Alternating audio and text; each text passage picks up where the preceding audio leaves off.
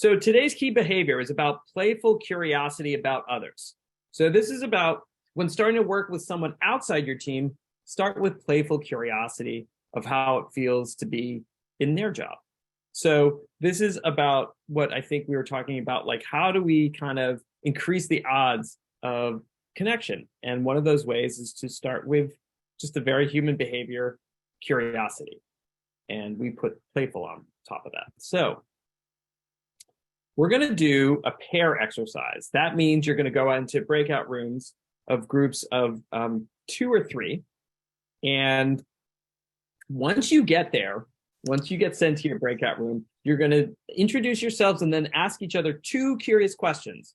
And what's a superpower that you have in your personal life outside of work, i.e., I bring together my friends for fun trips. Like that's something I'm really good at. I gather the troops really well for that.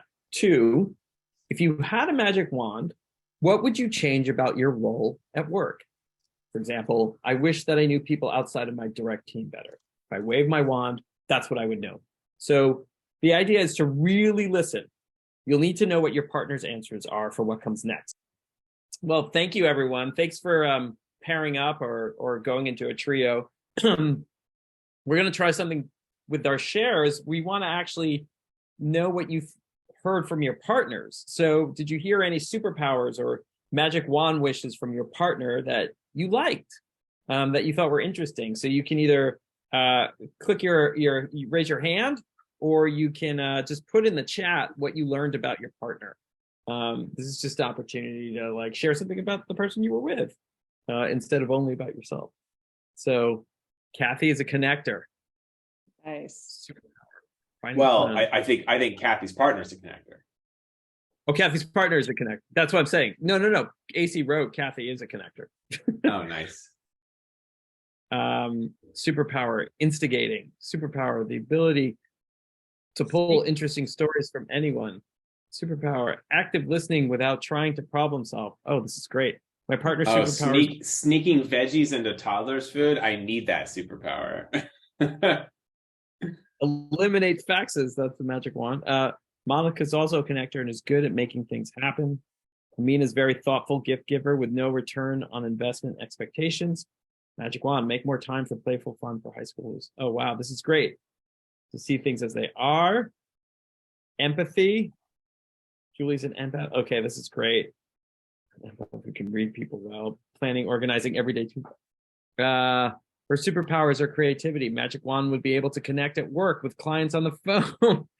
Superpower for Anne. Talk show host personality. Ability to ask questions, be curious, get to know about her surroundings.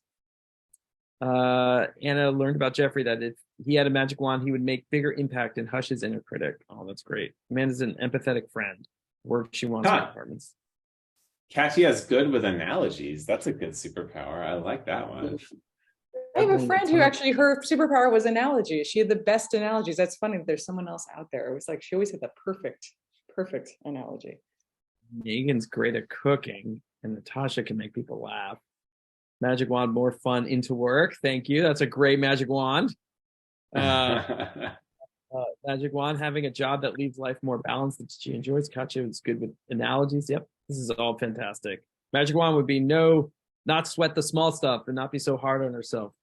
And magic wand, she loves her work and wishes she could sprinkle this goodness to share. These are fantastic. Lastly, I'll just read that. Nicole's a planner, and her magic wand, she'd get people to listen to the first time. These are fantastic. Thank you so much for sharing these. And again, like the chat is there. You can always look back at it. So one of the lessons here is instead of going at people and saying, putting them on the spot and saying, what are your strengths? What's annoying about your job?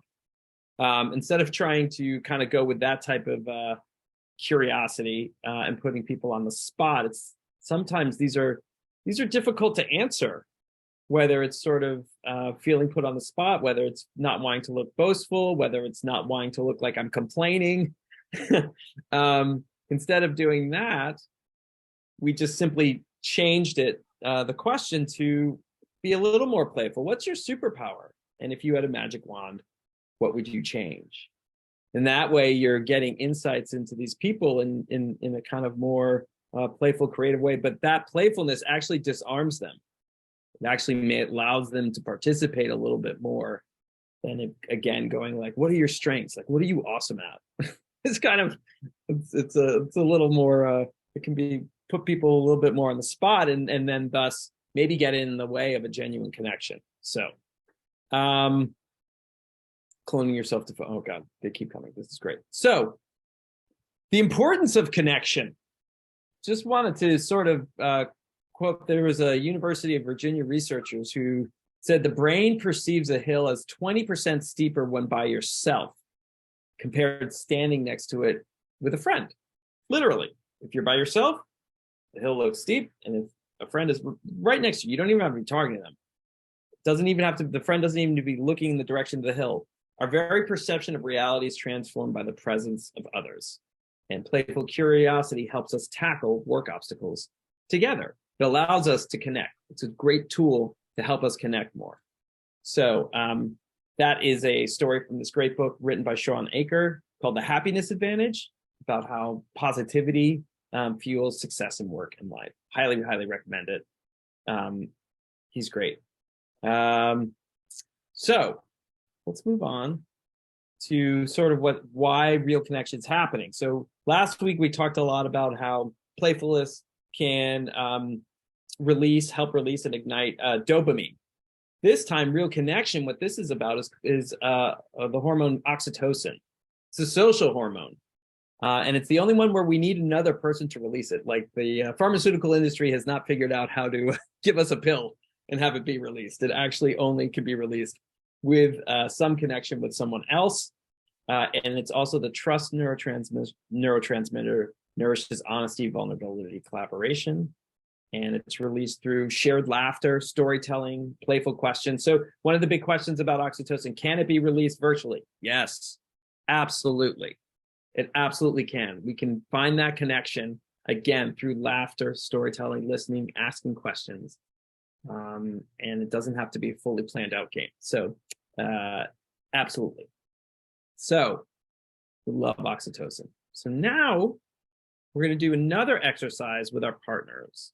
And I best we can consider what your partner would change about their role if given a magic wand. Then connect the dots for what your partner based on their personal superpowers. So, for example, I can see how your organizing ability might help create moments for different teams to get to know each other. And I think some people even volunteered their superpower already does help them at work, but maybe there's other places where they can apply it. So let us know. Does that seem clear? I think, and again, I think Devin is going to put this into the chat, so it will follow you. And again, it's just to see like, oh, this is what they're good. This is their superpower, and I can see how this could really help them connect with others at work. So this is the next exercise, and again, you're going to try and return to those pairs or trios, and we'll try and get you the best we can there. Okay. Don't worry about them being the best ideas to start with, right? Like part of one of the things last week specifically is that Paul and Devin led us through an exercise called Worst First, where we just generated, quote, bad ideas that ended up having the seeds of good ideas. So I'm stepping over my line here, but I'm assuming that the idea here is like quantity before quality to start with, right? And then we can actually figure out if any of the ideas are worth pursuing or not. But go for quantity first. That's absolutely. Right. Okay. I'm learning. Thank you. I'm learning. Thank you, Catherine, for fusing these lessons. Thank you.